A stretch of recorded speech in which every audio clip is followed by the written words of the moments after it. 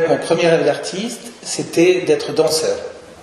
Mais j'étais dans une famille où c'était proscrit pour des raisons stupides, c'est-à-dire que les danseurs, c'était tous des PD, des machins comme ça, bon, ça ne m'a pas empêché d'être PD, hein. Mais bon, voilà. Tout s'est bâti autour d'un deuil, en fait.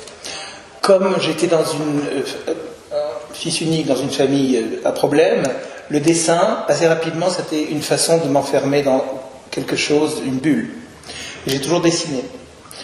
Après, j'ai une vie assez tumultueuse, et au moment où cette vie tumultueuse devenait vraiment très dangereuse physiquement, où j'étais vraiment en rupture de banc, et j'étais à la frange de la société, j'ai fait la somme des petits talents qui étaient les miens, et je me suis dit, j'ai toujours dessiné, je vais essayer d'entreprendre des études d'art. Mon travail est comme une inflorescence. Ça part du dessin, parce que le dessin, c'est aussi ce qui me permet de m'imaginer moi en tant que ce que vous voyez. Je suis tout gribouillé, tout dessiné, un peu rehaussé, un peu maquillé, enfin très maquillé de plus en plus avec l'âge. Donc, le dessin m'a permis de donner corps à cette fiction. Un dessin pour qu'il soit bien pour moi, pour qu'il soit montrable, parce que moi, mes dessins, j'en fais maximum 30-40 par an. Ma poubelle est bien plus pleine que mon mur. Hein. Un dessin, il y a plusieurs entrées. S'il n'y a pas plusieurs entrées, que c'est juste une image bien dessinée, les gens qui dessinent bien, il y en a plusieurs millions. Je m'en fous. Je suis prof de dessin. Des gens qui veulent bien dessiner. Qu'est-ce que ça veut dire bien dessiner? Si vous dessinez, c'est que vous dessinez bien. Après, si vous dessinez vraiment bien, ça veut dire que votre dessin vous correspond à vous, quel que soit votre style ou votre manière. Donc, si j'étais là juste pour faire une fois de plus une jolie petite image, aucun intérêt. Quand on regarde mes oiseaux, j'aime qu'on y reconnaisse des choses de soi-même. Comme si les gens regardaient leurs portraits. En plus, généralement, je fais des petits formats qui ont vraiment physiquement à voir avec l'intimité du regard. Je fais très peu de grandes pièces qui peuvent être goûtées par 10 personnes à la fois. C'est comme des petits miroirs à main, ce que je fais. Et donc, on y voit ce qu'on y reconnaît de soi déjà, et de sa propre expérience.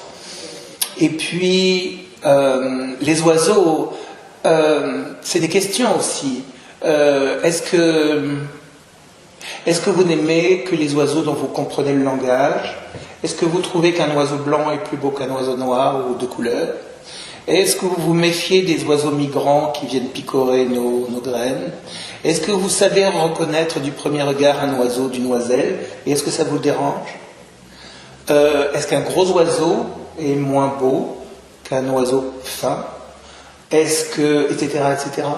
Et en fait, il y a cette lecture un peu anthropomorphique des oiseaux aussi, c'est-à-dire que mes oiseaux, ils ne sont pas juste assis dans les arbres à gueuler toute la journée. Mes oiseaux, c'est des corps qui sont comme les nôtres, qui vivent, qui aiment, qui souffrent, qui rient, qui hurlent, qui meurent, qui sont en colère, qui sont... Voilà. Et puis, pour les gens qui n'ont pas les outils ou l'énergie d'y voir toutes ces choses, alors ce sont des jolis petits dessins d'oiseaux. Ça me va très très bien. La seule logique de croissance qui anime mon travail, c'est que j'aimerais que plus de gens y aient accès encore.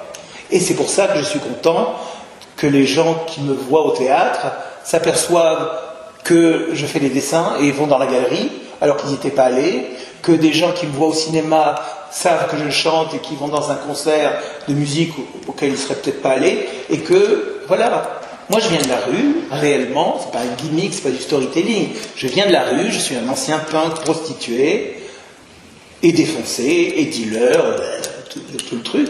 Maintenant je suis au musée, maintenant je suis au MoMA, je suis à Pompidou, je suis partout où il faut être, enfin, pas partout d'ailleurs, pas encore. il y a de la marge. Mais voilà, et je me souviens de qui j'étais, je suis content de ça, je suis heureux de cette filiation. Et si je ne parle que des gens de maintenant, il faut aussi que je parle aux gens du milieu duquel je suis issu, et pas duquel je suis parti, duquel je viens, c'est tout. Et c'est pour ça que je donne des conférences dans des lieux et pour des publics très très différents. Je n'ai pas gommé mes aspérités, ce qui fait que plusieurs fois, c'est un luxe que j'ai payé, le prix du luxe, c'est-à-dire assez cher, mais ça me permet de ne pas me mentir à moi-même et de rester, et une fois de plus, bravo à ma galerie de supporter ce profil très très atypique. Jamais je me suis rendu suffisamment lisse pour accéder à certaines choses qui étaient à ma portée, mais pour lesquelles j'aurais dû courber l'échine ou me commettre avec des gens que je n'estimais pas. Le grand luxe, c'est de n'avoir travaillé, même avec tous ces gens, qu'avec des gens que j'estime et avec qui je continue à travailler. Généralement, quand je boucle un projet, quel que soit le médium, avec quelqu'un, avec un artiste, avec un chorégraphe, etc., on retravaille ensemble plus tard.